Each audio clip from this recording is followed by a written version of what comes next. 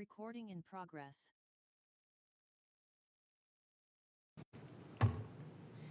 Good evening and welcome to the Chaska City Council meeting for Monday, September 8th. Can I have everyone rise for the Pledge of Allegiance? I pledge allegiance to the flag of the United States of America and to the republic for which it stands, one nation, under God, indivisible, with liberty and justice for all.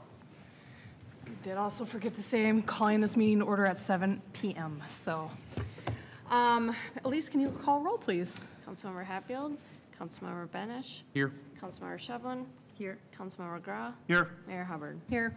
All right. Next on is the adoption of the agenda. Does anybody have any additions or corrections to the agenda? Otherwise, I'd entertain a motion to adopt. Motion to adopt agenda. We have a motion from Councilmember Shevlin. Second. And a second from Councilmember Benish. Sorry. All those in favor, say aye. Aye. Opposed? All right. And then agenda is adopted. Next, we have visitor presentation. So on our agenda here, we have Dr. Rathke from the Eastern Carver County Schools. Come on forward. Good evening, everybody. Thanks for letting me be here tonight, Council. Dr. Rathke, Superintendent, Eastern Carver County Schools. Just say next slide. Okay, perfect. Thank you. So we're really excited to just share with you. You can push the next slide. Just really excited to share with you some updates about our upcoming referendum, and want to just say how grateful we are. Chaska City has always been so supportive of the school district. But you can see here just some statistics that I want to share with you. 95% of our families say that they're having a well-rounded education in Eastern Carver County schools that's preparing them for their future. 84% agree that they receive a good value for its investment in our local schools, and 87% rate the quality of ECCS schools as excellent or good. So whenever we start thinking about going out for a referendum, we always do a Peter Leatherman survey and just see how the community is feeling about the district. And so these are just some stats that I just wanted to pull out and share with you, and we're excited. We just feel a lot of support from our cities in the district. You can click the next slide. Probably like you, we're thinking about our financial future and making some really hard and difficult decisions. And so I want to just share a little bit with you about what our future looks like and how we want to address it and why we're here in this position. You can do the next one. So right now what we know is that educational funding has not kept up with inflation. And so if you can just move that slide one forward. We show this slide all the time. It is our graph that shows educational funding. Oops, I'm sorry. That's not the slide I was hoping for. You can leave right there. Inflation has not, or educational funding has not kept up with inflation at the state level. And so that gap that's created inside of our funding stream has been really complicated, and it's been going on for 2 decades. And so it's really hard for us to catch up because of that gap. The second thing that we've been talking to our employees about, talking to our community about, is that if your gas tank and your refrigerator cost more to fill, so does ours. And so we know costs have risen for us to keep open and do all the things that we need to do inside the district. The other thing is, I've been just sharing, I think education is more competitive than it ever has been in the time that I've been in education, and we want to retain and recruit the very best staff for Eastern Carver County Schools. Our students deserve the best, and so we do know that there has been a rise in costs for salaries for and benefits for all of our employees. So we have 2 choices. We either budget cut or cost contain or raise revenue, and so that's where we've landed to go out for a referendum. You know, sometimes the community will say and share that, we keep asking for money, a lot more is going to our taxpayers, and we do know that. In 2002 and 2003, 10% of our funding was on the local taxpayer, and last year, 23-24, 26% was on the local taxpayer. You can go to the next slide. One of the things that's really highly valued in Eastern Carver County is that we are being thoughtful and fiscally responsible with our finances, and that the money is invested towards our students. And so we always run our numbers to make sure that that is accurate. And so we have this dollar bill here, and we know that 80 cents on the dollar supports our students. There is administrative costs and fixed things that we have to pay for. The lights have to stay on, the heat or the cooling has to happen, and so there are operational costs, but 80 cents on the dollar is in support of our students, student-centered. So in November, our school board has voted to go out for a referendum, and there will be the ballot question will be a 10-year levy for $742 per pupil with the annual increase of rate of inflation. Districts, most commonly districts do that now. What that does is if you have a $500,000 home, I'm sorry, could you move the next slide? I'm sorry, I'm forgetting that she's got to move the slides with me. What we know is that the median value of homes in Eastern Carver County schools is $500,000. That would, if you have a $500,000 house, that would be $23 a month. And I want to give you some context. In 2019, when the district went out for the referendum, the median house value was about $350. So we asked for about 20-ish, higher $20-ish dollars. In 21, when we went out for the referendum, the median house value is about $375, and so we asked for a 20-ish dollar. So I want to just share that that monthly dollar amount has been pretty, it trends with our ask. So if you could move the next slide. One of the things that we've been talking a ton about is just if the operating levy is approved, just some of the investments and enhancements that we want to make in our organization. So one of the strategies that has happened is, we just go out for just enough so that we can say, keep the lights on. Nothing changes, nothing improves, and I don't believe with our taxpayers' commitment to funding our schools that we can just pay more, do nothing. Everything stays the same. So we want to do some strategic investing. Over the last 2 years, or over the last year as the brand new superintendent starting my second year, I did a 100-day listening session and talked to hundreds of families. We've been engaging at a really high level and believe that we have learned from our community and some of the investments and desires that our community wants inside of our schools. One being enhanced gifted and talented services at our elementary level. That came out loud and clear in my 100-day listening session. Maintaining our advanced academics at the middle level. There are a lot of things that make Eastern Carver County different, and we want to be able to maintain that. 2 high schools. Families are talking about school safety more than ever right now, of course, and one of the things that our community has invested in is small schools. If you go to a bigger district our size who has a different infrastructure than we do, you might have 1 large middle school or 2 large middle schools and 1 large high school. We have 2 smaller traditional high schools, and we have 3 smaller middle schools, and we have 7 neighborhood schools. And one of the most important things about school safety is having children be known. And what families tell me is, my principal knows my son or daughter's name. Mm-hmm. And so being known is a way for us to keep our schools safer. It's not the only thing, of course, but that is a commitment that our organization and our cities have made in Eastern Carver County, and so maintaining that is really important. 2 athletic directors, 2 principals. One of the things that we've invested in is an activities director. We have someone who focuses on yearbook, debate, speech, prom, 1-act, spring play. Our community has a high value in athletics, arts, and the academics, and we have an infrastructure that allows us to support that. So we want to maintain that high quality programming and opportunities for our students. One of the other things that families have been talking to us about is mental health. Probably a topic many of us are hearing about, and we did invest in another 5th counselor in each of our traditional high schools so we can ensure that we're enhancing our career and college pathways, as well as providing more support for mental health for our students.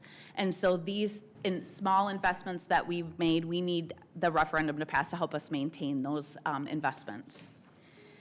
If it's not approved, you can move to the next slide. If it's not approved, we know that we have about $6.5 million of budget cuts ahead of us, always unpredictable. It's a projection. For example, if you watch the news one time this summer, federal funding was in question. Conversations about dismantling the Department of Public Education. The state really took a long time to give us funding. We are projecting that the next biennium might be challenging, and so we know that those things are unpredictable. So we do have a list. That's what you do when you have to think about cost containment, is you make the list of the things that maybe are in jeopardy. if we do not pass the referendum. And so you'll see here, these are things that are really high value in our organization. Class sizes is high value with our families. Our music offerings and having a robust music pathway is really critical in our community. People want that. Fifth grade band is something that we provide still that many districts have had to abandon because of budget cuts. Media specialists, as an example, many districts have had to already cut that, and we've continued to invest in that. Elementary gifted and talented, maybe needing to reduce that some more, eliminating our kindergarten paras. I've been out in schools, our kindergarten paras are really critical. If you've ever been in a room with 23 kindergartners, they need lots of tying of shoes and zipping of coats, and we want them to have the best foundation for school. That's where our kids get a lot of their foundational reading skills, and so to have that support inside that space is really critical. We also know that when kids come to Eastern Carver County, they stay in Eastern Carver County because our school system is so robust and strong, so we want to make sure they get the support that they need at kindergarten level. So there's a lot at jeopardy, and there always is, and I want to just continue to talk about these are the things that make our school district so special and a separator from other districts. So I'm going to go to the next slide. I shared this a little bit. So this is just the tax impact depending on the value of your home. We're kind of sharing the $500,000, the median house value right now. And you can move to the next slide. And we do understand that Eastern Carver County cities, a lot of the funding does go to the homeowner. We know that. There's not as much industry here as there is in other schools. It's one of the things that people love about Eastern Carver County, and it's one of the challenges for the school system. But we do know that we are still a growing community, and we're growing fast. And so we know that as homes are built and more homeowners are here, that the tax base continues to spread. And so $23, for example, will be the highest that it will be the day that the vote passes. Next slide. And I just want to share this. You know, the legislator does give us a cap. It caps the amount we can ask our taxpayers for schools. Schools is the only entity that has to go to the voters for a yes or no on raising their taxes. The light blue bar is the operating referendum, and the bars in the dark blue is our capital project levy, or what many of us in the community know as our tech levy. And so when our levy passes, this is where we will stack up against other districts. It only moves up one spot when we pass the referendum. If we showed you the slide that showed where we are, we're right behind Stillwater. But I want to acknowledge the slide is really important because what I want you to see is that many districts that Eastern Carver County continues to be compared to have a lot more funding than we do and have had it for a long time. And so this is an excellent opportunity for us to fill in some of the gaps that some of our comparable districts have that we want to enhance in Eastern Carver County. So I'm going to have you go to the next slide. So the vote is on or before November 4th. Mail-in ballots start September 19th. That, of course, has had a very increased popularity over the last handful of years, and so it does change how we have to get out in front of the community faster, right when school starts, to make sure that our community is informed. But you can also vote in person on November 4th. These are our 4 voting locations. Chaska Event Center is where we're going to be voting. So I'm going to just say this here in Chaska. Typically, I think we vote at the Chaska Community Center, but because of the construction, we're able to move it to the event center so that it's easy access for our community members to make sure that they can vote. And the next slide.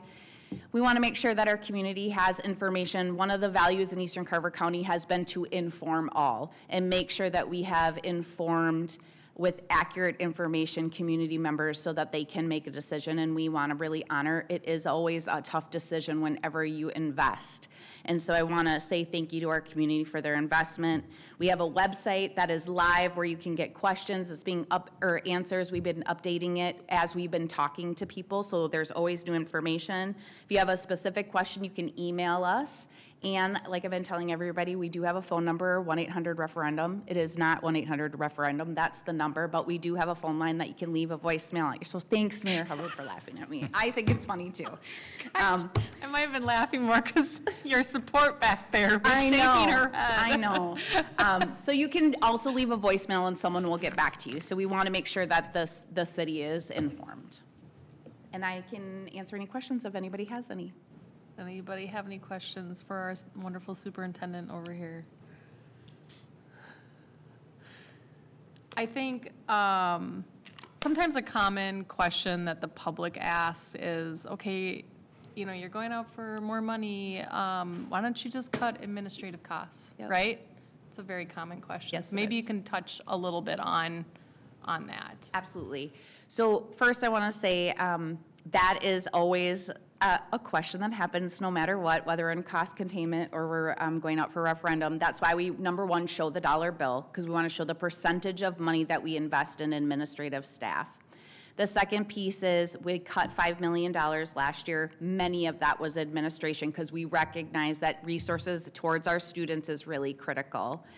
The third thing I've been sharing with people is there is a business side of education that has to be done.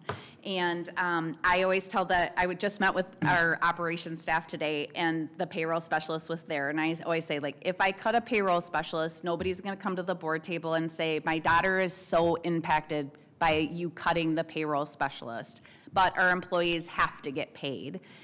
If you Google a 1,000-person employee business and ask Google how many payroll specialists you should have, it probably says 4.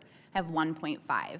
So we run a very lean organization. It's been a high value in Eastern Carver County that is the case, but I've been in multiple districts. This is the leanest district office I've ever seen, and that is okay. Our district office respects that, but we also have to run the business side of our organization.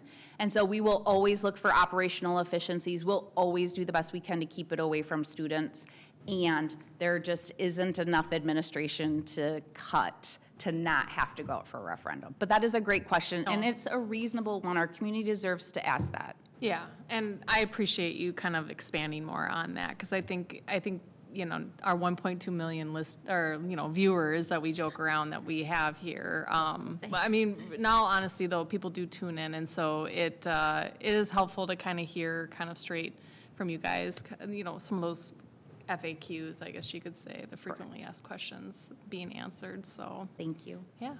Anything else? I was just going to thank you for coming in. I have 2 kids in the district. I have a 5th grader and a 7th grader, which makes me feel old every time I say that. Love the school district, love being part of the community.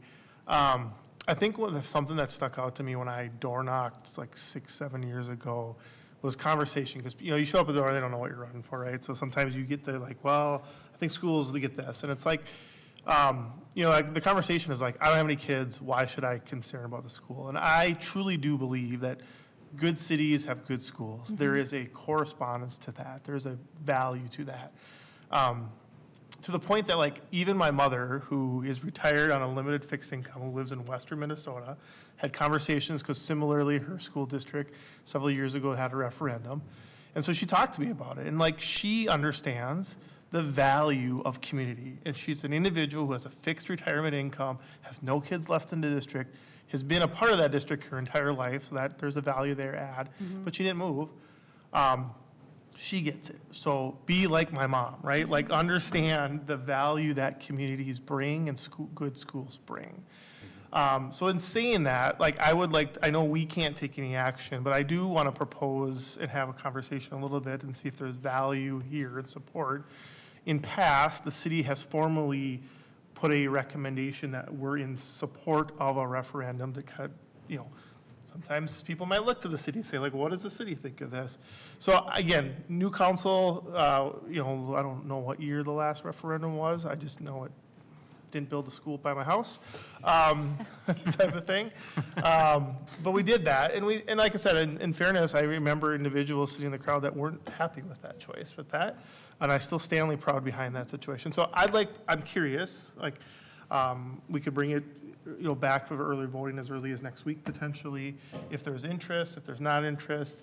But to me, I just think there's so much value personally that cities who have good schools, foundations, keeps kids busy, keep education high, avoid lots of stuff that you see other places that don't invest in the schools in their communities. And I would add on to John, thank you for coming in.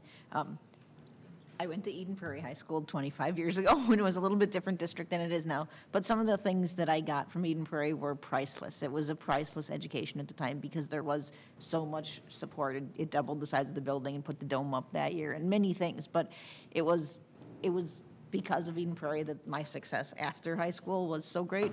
And I will also say my children go to St. Hubert's Catholic School because we wanted that Catholic education. But when you were talking the elimination of paras in the kindergarten rooms, our classes are only 16 to 18 and they had paras. So I can't imagine, and that's the kind of numbers, although my children don't go to Eastern Crawford County, I would gladly pay that because we're choosing to pay for private school and that's but every kid should be able to learn. And that number was a very moving number for me to see, just knowing ours was less and there's no talk about, cutting them. And I really value public education because, like I said, both my husband and I went to public high school, and our children probably will come back to public high school. So it's very important that we're having those early foundations very successful. So that is a number that I would agree with John. I would support, even though my children are not in the district, I would support that referendum because everybody deserves that good start to an education. Thank you. I would agree with both your statements, and I have 2 kids in the district as well.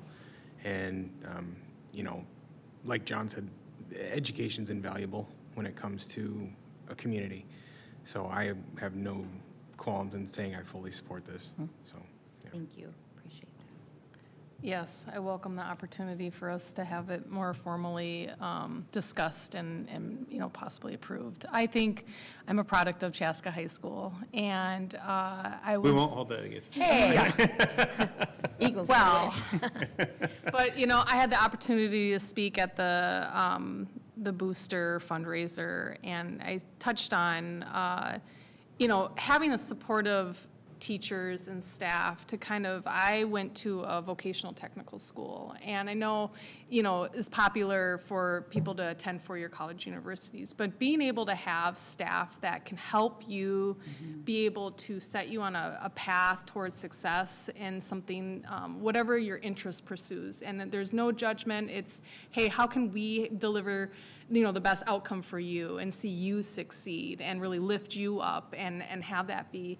And that was something that was a door that was open to me. And 25, almost 25. I'm a 2000 graduate. 25, I'm okay with saying that. And 25 years later, I'm, sitting in this community, still an invested resident, caring about this community, wanting to see our schools succeed because, as Councilmember Grau touched on, strong communities have strong schools have strong communities. We are in partnership in tandem, and the hope is that those kids, they grow up and they pursue their careers and their dreams, whatever it is that they decide that they want to do, and they know that they have a home here and they invest back in this community, and that's what we want to see. So I really appreciate the opportunity to have you here to present this, and I hope that you guys can get as much information out into the community as possible, and I just wish you guys success. Thank you. We appreciate your support. One thing I would suggest is, since the early voting starts on September 19th, we have our meeting on the 15th, we can bring something back as staff for you guys to be able to consider on Monday night. And if you were to approve something Monday night, then we can actually push that out on our social media, both that the city's supporting it, but also giving the information about, the early voting starting and when, where the polling place, all that kind of stuff, might be a good way to get more information out in the public. For you, I don't know exactly what the protocol is, but getting that information like you just shared with us out influences voters. The private schools are 1% of the state's budget, but that meant busing for us this year, and it was a huge thing when Governor Walz did his potential budget cuts late summer, that our busing would be impacted. And so we went to all our public school friends and said, hey, we need buses to get our kids to private school or it won't be doable. So if you're sharing, again, like these kindergarten pairs and stuff, if you get that information that actually has impact on people out, I really believe you'll get a ton of support because washing away the myth that it's administrative costs that these funds are going to. So if you could maybe put something that we could show on the screen with our vote next week, that like 5 bullets of what the most important things are, that would be amazing. Yeah. To help drive support. There also will be some community opportunity. We'll have a community forum later this month. We have a virtual one this week, and so certainly want people to know that they can hop on and hear a longer presentation. I tried to hurry. Yeah.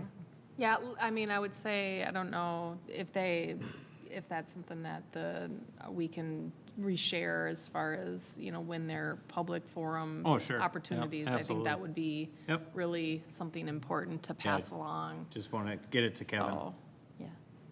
No, we definitely should. Dr. Rathke doesn't have to get in the weeds on the communication stuff, but I want to thank Matt has been generous enough that we're going to dovetail on the utility mailings as well to get some information out to the Yeah. city, so we really appreciate that support. great. It's wonderful. Thank you. Thank you. Thank you. For everything you do. All right. Anybody else here for visitor presentation? I do see some young faces in our audience. I would love to come up because I think they're earning a badge, maybe? All you have to do is just say your name, and I won't grill you too hard up here. You've got this. We have future leaders right here in our community. Hello. Hi. My name is Hope. Hope, do you live in Chaska? Yes, I live in Okay. Chaska. I'm Awesome. from Troop 174, and I'm here for the Communications Merit Badge. Okay, wonderful. Hi, my name is Evelyn. I'm also from Troop 174, and I'm also here for the Communication Merit Badge. Wonderful. Thank you for being here. And I hope that our meeting's not too long for you. We understand you for- bedtime. We all have kids. Thank you yes. for indulging me, and thank you for being brave enough to come up here. So I appreciate that. All right, any other visitors presenting tonight? I don't see anybody else in the audience, but I knew I should ask. Okay, we're going to move along on the agenda here to approval of the previous meeting minutes. These meeting minutes were from August 18th, 2025. Does anybody have any additions or corrections to the minutes? Otherwise, I would entertain a motion to approve said minutes. Motion to approve meeting minutes as presented.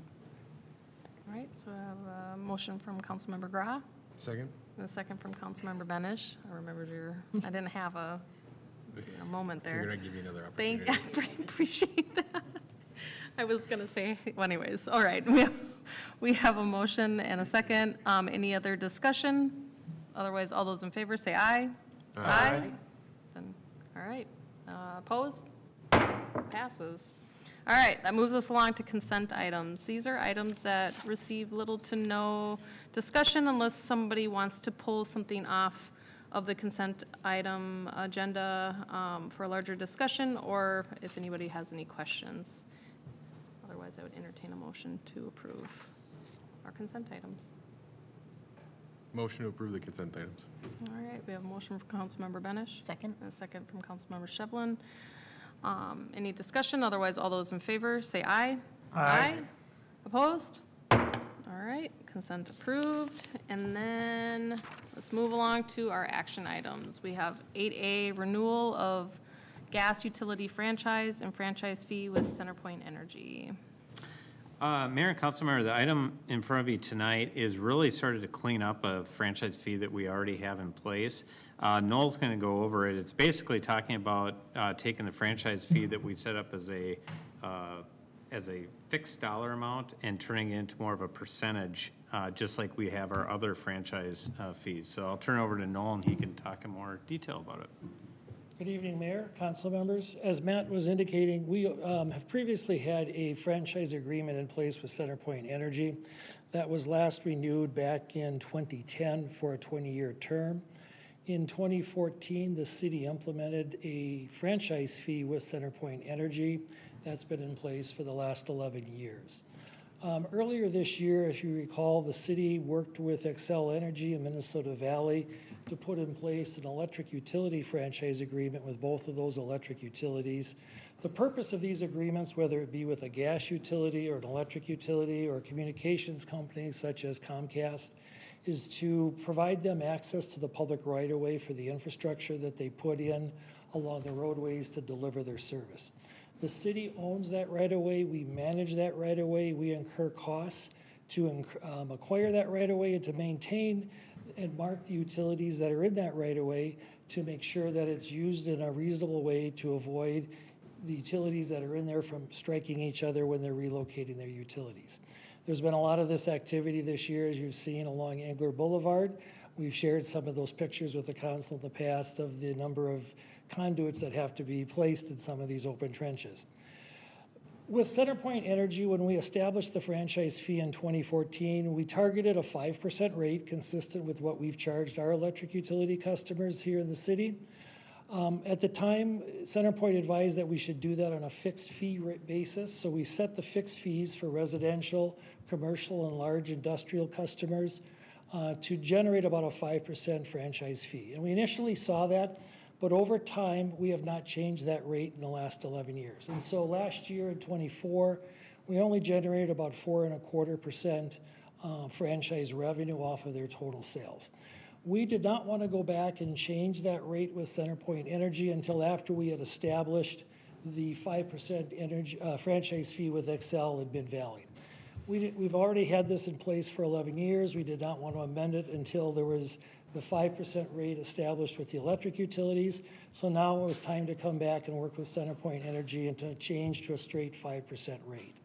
When we approached CenterPoint Energy, they came back and said, you know, you only have about 5 years left on this agreement.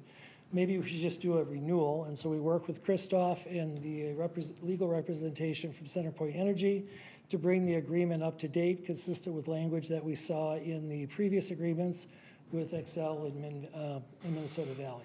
So before you tonight, a similar action to what we did with the two electric utilities earlier. The first ordinance will actually establish a new franchise agreement. It'll repeal the previous one that's in place, but then put in place a new 20-year agreement. The second ordinance before you will then impose the franchise fee at a straight 5% rate rather than based on fixed customer charges. The third item before you then will be to adopt a resolution that would allow us to publish both of those adopted ordinances in summary form. This is sort of an internal cost-efficient method of providing public notice. The full ordinances have been previously published on the city's website, and they will be published as a part of the city's municipal code of ordinances, so they're available to the public. So before you tonight, if there's any questions, we do have Charlie Christensen, who's available on Zoom if there's any questions from the council or the public regarding the actions that we're taking with CenterPoint Energy tonight. Otherwise, I'd be happy to take questions before asking for action. To me, the big deal here is we're making it consistent with everybody else. Yeah. That sounds pretty straightforward. Does anybody have any questions for Noel or, all right. All right, then I don't have any questions because you've done such a great job explaining everything. Noel, thank you very much for being here. And also, Knows who's playing right now. yeah, exactly.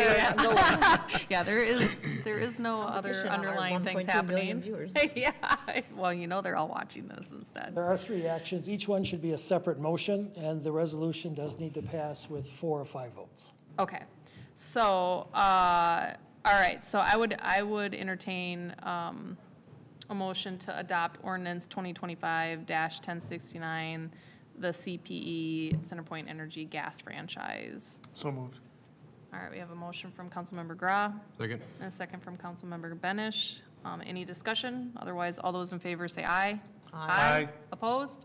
All right, that motion carries. All right, and then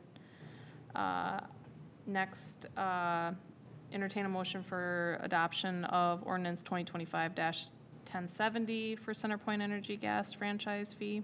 So moved. All right, a motion from Councilmember Benish. Second. A second from Councilmember Shevlin. Any discussion? Otherwise, all those in favor say aye. Aye. Opposed? All All right, that carries. And then the last is adoption of Resolution 2025-48, summary publication. Motion to adopt? All right, we have a motion from Councilmember Shevlin, Second. and a second from Councilmember Grau. Any discussion? Otherwise, all those in favor say aye. Aye. Opposed? That carries as well, so all of them pass.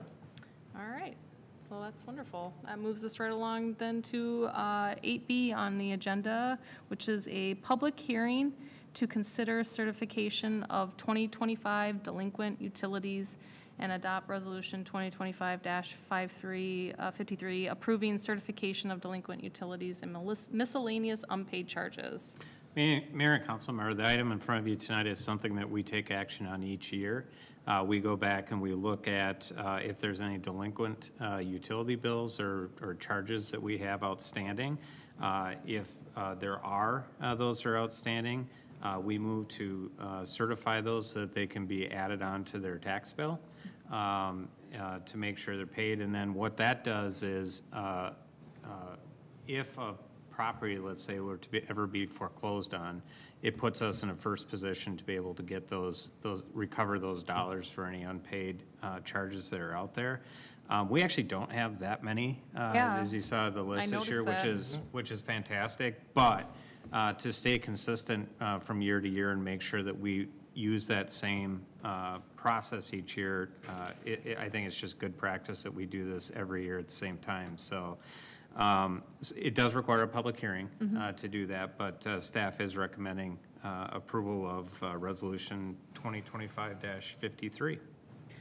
So just point of curiosity, is there a reason why maybe, like we have so few, not that we want any, I mean, Yeah. but is there something that was implemented within last year to this year, or just kind of just the economic climate right now that? You know, I know Wendy Hagan in utility billing has been very consistent with working with customers to help them, particularly if there's resources through the CAP agency to help them bring their accounts current.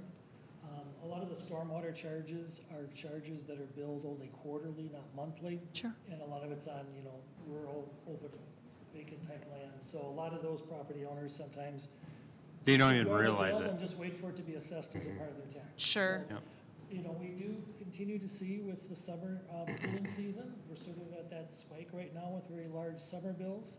Those will fall off in the fall, and then they come back up in that January, February period during the cold weather rule. And then we do follow our disconnect procedures when the cold weather rule comes off in the spring. So, Sure. Maybe to piggyback on that too, because I think Noel's spot on. I think it's the utility billing staff really working individually with the people who are having issues. One thing that you won't see on here is people who have payment plans with us. So we highly encourage people, don't just ignore it. Yeah. Just give us a call, work with our utility billing folks. We can come up with a payment plan or whatever works for the individual. These represent the people who just ignore it altogether. Yeah. And so, but I think that's a really good point that, just the fact that they're working with these customers, it gives them the opportunity to put a payment plan in place that, helps them get back on track, because they don't want to be delinquent. Right. So. Yeah, I think it's a shared goal, and I appreciate you kind of explaining things more thoroughly. I think that's really a great,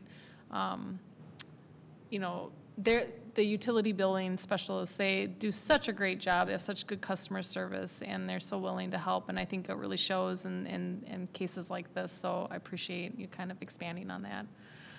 I don't want to take for granted that the ability to pay online isn't overly old in our world either. Yes, that's fair. It's new within 3 years, Yeah. And I've recently just started paying more of my bills online because I've had things not get Yeah, you the kind mail, of, so many the mail, things going on. right? The yeah, mail, hey, yeah. I sent that 3 weeks ago and it hasn't shown up. Okay, that's strange. And I, you know, and this is one that I tend to just pop online. Now, I should really just sign up for reoccurring payment is what I really should do, but I pop online. Baby steps, Right, baby right? steps. But it's super easy. It's just super easy, other than I have a really long account number because I'm in the newer development. It feels like this thing is like 30 digits long. That's the hardest part of the whole process, is just entering that in. But I do think like ease of ability to go over and pay Yeah. matters too. Yeah, I agree. It is very nice to have the convenience factor, and we all lead very busy lives, so it's nice to have some of that be easier to navigate and done for us, so, wonderful. Well, okay, so I do have to open up a public hearing tonight, right? All right, so I call a public hearing to order at 7:40. Does anybody want to come up and talk about Do you guys have any delinquent bills that you haven't paid? utilities? No? I think Noel's the one that has done the Uh-oh. bills. He's gonna shake his head no. Well, not seeing anybody rushing up to the podium here, I'm gonna go ahead and close the public hearing at 7:41 PM. And then that means we just have an adoption of Resolution 2025-53, approving the certification of the delinquent utilities and miscellaneous unpaid charges. Entertain a motion. Motion to adopt Resolution 2025-53. All right, a motion from Councilmember Benish and a second from Mayor Hubbard. Any other discussion? Otherwise, all those in favor, say aye. Aye. Opposed? Motion carries. All right, that takes us along to bills. Does anybody have a question on a bill? Wow, all right, well. Motion to pay the bills. Okay, thank you. We have a motion from Councilmember Grah. Second. And a second from Councilmember Benish to pay those bills. So, any discussion? Otherwise, roll call, please. Councilmember Benish, Yes. Councilmember Shevlin, Yes? Councilmember Graf, Aye. Mayor Hubbard. Yes. All right, bills are paid. Okay, moving along to other business. Let's start with Councilmember Benish over here, who I didn't mean to forget his name. It just, all the names. It And then I draw a blank, and I apologize. That's I okay. appreciate don't- you. Thank you. So- I don't really have anything. I'm just, school year's back into it, and everybody seems to be everything seems to be going well. And again, echo the comments of the last meeting we had, was everybody just slow down. Just watch out for those kids that are going to their buses. Watch out for the buses that are out there. Watch out for the kids walking to and from school, to their bus stops. Just keep your eyes open and off your phones and just slow down. So there's nothing that's worth that. So just be careful out there. So, yeah, that's all I got. Wonderful. Well, not wonderful if people are causing accidents, but great report. All right, moving along, Councilmember Shevlin. I actually don't have anything either. So I'm glad school's off to a good start for everybody, and glad to see that both the city and the schools have great plans for using tax dollars wisely. And Great. All right. Well, then that moves us along to Councilmember Grah. I know there's a game going on, but I have a few things. I'll make it quick. No, you're fine. Just a couple, since Councilmember Hatfield's gone, and so I feel really strongly obligated to talk about Southwest Transit. Just a couple things, talk a little bit about, I was actually looking through my email, because I didn't get a final data piece, but regarding like State Fair and Renfest, likely looks like it might be a record for number of people we transported with Southwest Transit. Okay. This was email 829, and there was, we were at like 63,000 compared to 58 for the previous year, like a 7% increase. I know the opening day, because we had a commissioners meeting, it was going to be like the record opening day, and like maybe the third highest ever for buses. Something that was also previewed that was connected to that was kind of cool is that Southwest implemented and worked with some technology to put automatic counters in their buses. So using AI, right? So it can literally see how many seats are available or open versus if you remember, if you rolled the State Fair, and they probably were still doing it because they were trying to compare numbers because they literally rolled it. They'd been testing it for quite some time, but it went really live the State Fair week. So instead of, counting and radioing back, like we got 2 open spots, having this system and actually had a dashboard. It was kind of fun because they gave access to us. So we could go in there and see like, at any given time, there's, 5,000 people have been delivered and 3,000 have come back and there's 2,000 still there. Oh, that's cool. You could Real-time kind of see data. the numbers. Yeah. So really exciting, kind of piece, which will eventually tie into some of the app pieces, so that you can kind of control like, hey, this bus is coming, it's, half full, I can hop on that, or I'll wait for the next bus. So really exciting stuff there, and that's, a really good service. The other thing that I just want to make people who listen, aware of is that the council and the Met Council right now is, we talk about there was a sales tax passed for the city metro, and part of that was tab for transportation. So right this month, and as the upcoming, there will be more conversation. They are deciding how that money gets allocated.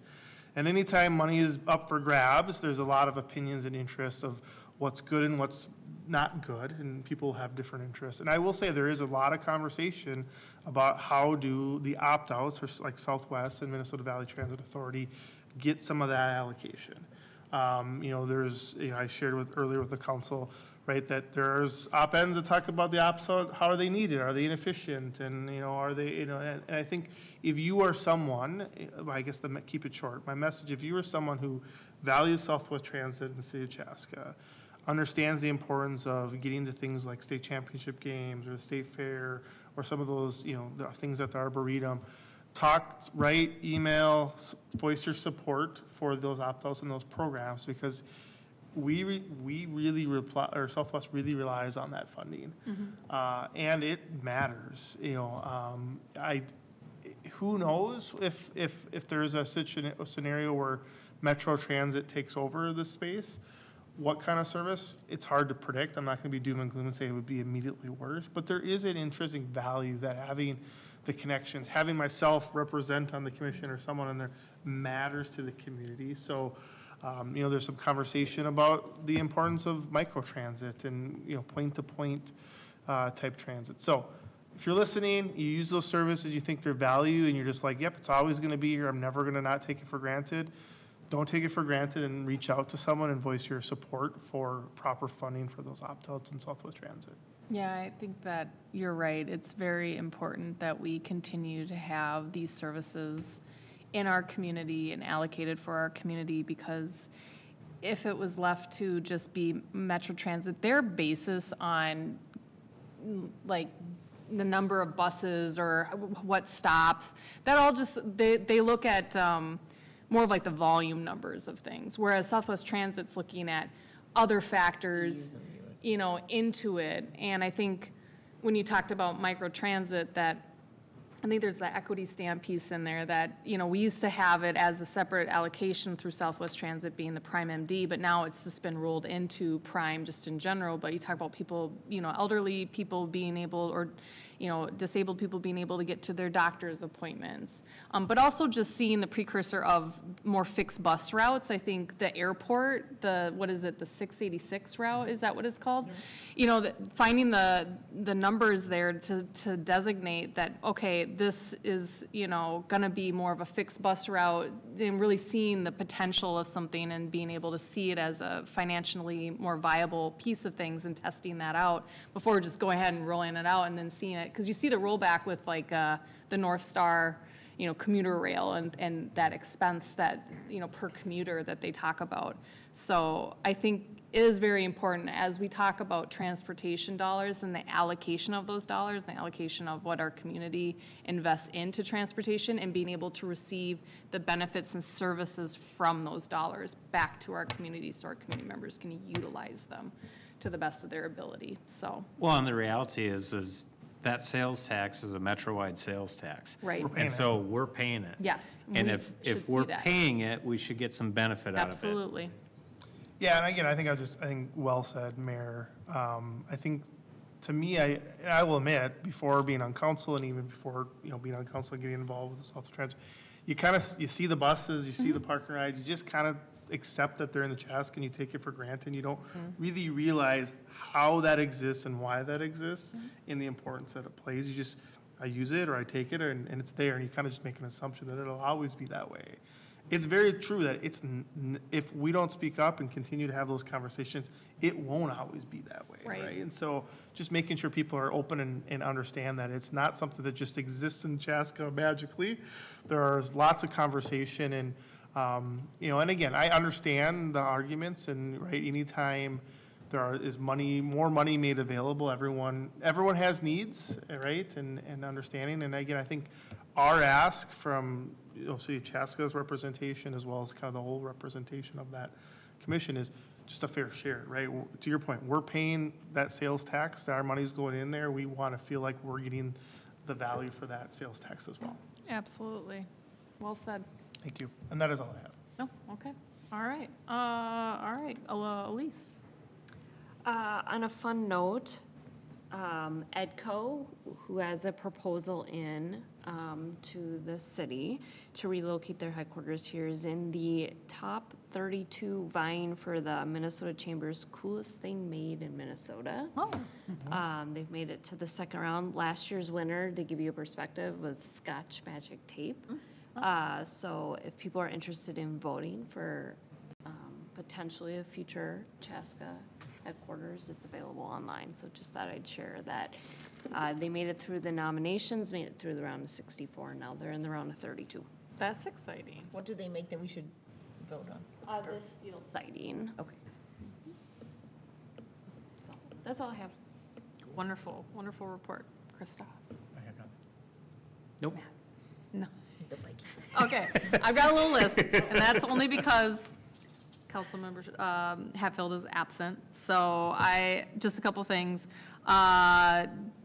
One, congrats to our water department, best water at the state fair. Yay, I know. So Second time. yeah, NPR did a little interview with our sewer water director, Matt Hafner. He knocked it out of the park, so great job, and congrats. And then also on the, kind of piggybacking on the awards, our Highway 41 project won a really big national award through the American Public Works Association? Yeah. APWA. Yep. So it was a national award in the Public Works Project of the Year in the transportation category. So that's a really big deal. So congrats to, I guess, us and Bolton and Mank and all those other wonderful partners. We were first in the state competition. I So- remember them saying to us, yeah, you're in the national competition, but that's really tough. Yeah, I Yeah, remember so- them saying that as well. And so to hear that we had gotten that, it was really, really cool to see that. And just really showcases the innovativeness of that project design, and to see that kind of be recognized in the professional realms with their colleagues and peers is very important. So my hat's off to them, and us. Let's see, I drove by City Square Park. It's looking looking good, yeah. fabulous. The renovation is coming along quite nicely. The fire department open house was tonight, and I went there before I came here and had my free chips and queso, and they were giving out free hot dogs and all that fun stuff and doing the project, or the demonstrations, so great job to the fire department. We have our city square, we're on the Senate bonding tour for the capital investment committee for City Square West, which is going to be on Wednesday, September 17th. And I don't remember what time. It's like at 6:40. 6:40. Yep. Okay, I knew it got pushed down. So if you guys, council members, can make it, it really just shows how supportive we all are in this project and moving forward. Yeah, So- we're going to be inviting the Downtown Business Alliance, the Southwest Chamber of Commerce, just trying to get the word out for that, because it does make a difference when they see a bigger crowd there. We'll post it so that you guys don't have to worry about showing up in open meeting law violations, so if you're Yes, able to. so- Can you state that date and time again? September 17th, it'll be at 6:40. And it's not very long. No, it's only like I mean, 15 it's minutes. Pretty, yeah. It's 15 gonna minutes. be pretty fast. It's going to be so- down right next to the History Center in the plaza down there. And then we're going to go and take a tour of the site. It'll be warmer than last time I did this, right? Supposed to be really nice. I know. I think last time when we had similar, maybe the first year, and it was really cold. I Yes, it remember. We was. had tents and we were all like, It was freezing. Yeah, I remember that as well. Latin Fest is this Friday at Fireman's Park. It's from 6 to 10 p.m. Fireworks are at 9 o'clock. There's music from 8 to 10. It's gonna be fabulous. There'll be food, there'll be music, there'll be fireworks, there'll be fun. So come on down. And then the CAP agency is celebrating their 60-year celebration. They're actually doing, I think, a couple multiple locations because they have a location in Shakopee as well as here in Chaska. But the Chaska one is celebrating on Thursday, September 18th from 2 to 3 p.m. So if you're in the neighborhood, you can stop down and say congrats to them. And then there's Books, Beats, and Treats on the plaza through our Downtown Business Alliance. It's on Saturday, it's at 2 o'clock.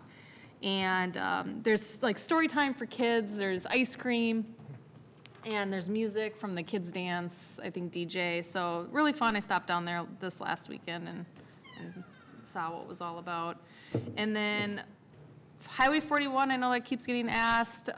When is that roundabout? Do you guys have like approximate date of opening? Yeah, so it's gonna be the week of September 29th. Okay, week of September 29th. I know the rain has been kind of not great, but. And so far, they still are saying that they're gonna do Parkridge this year. I think they'll know within 2 weeks whether Okay. that's gonna be the case. If they don't do Parkridge this year, they are gonna fully open up Engler. So they'll have, so there won't be like detours around if they have to wait through the winter. They'll open everything back up and then do Parkridge itself just in the spring. Okay. But we'll know within 2 weeks here. That's good to know, so. And then last, our next meeting is Monday, because of the Labor Day kind of shift of meetings. So Monday, the 15th, and. 29th too. And the 29th, but is there a work session on the 17th, or the 15th? I do not, no, I don't Okay, think so. no work session. All right, and that's all I have, so I would entertain a motion. I do to have one more thing. I'm so adjourn. excited about my passion for Southwest Transit. I forgot to mention one thing. So, sorry. That's okay. It's two things that I think have come to speak of light that people have emailed me. One, I feel like, and we were sharing as we were coming in here about questions and comments about crosswalks and safe crossings, and seeing there was an unfortunate incident that got some news in Eden Prairie. And some of that messaging, truthfully, is kind of what we talked about. Slow down, take care of ourselves, because a lot of times it's our neighbors, right? Sadly to admit that when things are speeding through neighborhoods and on ways, it's us, right? Like if it's not you, if it's not someone in your neighborhood, it might be you, right? So be reflective of that. The other thing that I would throw out, and we can have a conversation maybe in future meetings and maybe look at, is I got a request that our ordinance on peddling be maybe looked at in regards to if there's specifically no solicitation signs at doors. So it looks like this individual references Victorian Chanas have implemented that expressly prohibits solicitation if there's a clear sign posted. This individual is frustrated, and I've heard others, and I've also had that question when door knocking, like, I'm not selling anything. How do I fall into this, right? But if they have a clear mark, then this individual had a clear sign, and the person, actually the same vendor, within 4 hours knocked this twice. Oh, jeez. Which there's a lot of reasons that's frustrating, but I'd be curious to see it. Now, I understand like the risk there, right, is you can put it in there. You can say it, but enforcement still becomes an issue, right? Well, I want to check that out because I actually think our ordinance does say that. Okay. And if it does say that, what we could talk about at a future meeting is what steps people should take. Because there are, most of the time when we see that happen, the people are not registered with the city. And that actually makes it really easy for our police department to be able to go out and, get them out of there because they're not registered. And also it gives us reason not to register them in the future if they do that. Or they try, like, oh, we didn't know, now we're gonna try. Yeah, I'll check into that, Okay. but, Yeah, I think I actually like that idea, because I think it's good, because I learned, obviously, and it's worked a few times to my advantage to ask to see their peddler permit or, approval from the city, and sometimes if they don't have it, they're kind of like slowly will back away. Like, I'm a council member, I usually will say that, right? Well, can I ask a question? What is a peddler? I mean, are we talking about the hot It's- football cards or the, No. my kids go No, for annual it's test like, school like, week or- we had in our neighborhood, I'll say a couple things Like recently. We've roofers. had windows cleaners, roofers, Okay. internet services, So it's not the yard kids that are trying to service. sell? No, this year it was, the big one was the roofers, because I think we had like some hailstorm around here. I don't even think it happened I here. still get the roofing. I do Yeah, too. there's been a lot of roofers. Yeah. I think that would be good, and so I just bring that up. I just don't want the school kids to get caught. Like, Yeah, no, I'm they're, selling Girl Scout cookies. they're cute. Yeah, they're I love cute. that. I love them. That is all I have, I promise now. Okay, no, it's good to bring up, and sounds like I'm gonna look into it, so, great. Awesome, all right, well, with that, I'd entertain a motion to adjourn. Motion to adjourn. All right. Second. Second. All right, we have a motion from Councilmember Shevlin and a second from Councilmember Benish. All those in favor, say aye. Aye. Aye, opposed? We are adjourned. Thank you, everybody. Thank you guys for coming in. Thank you. Thank you.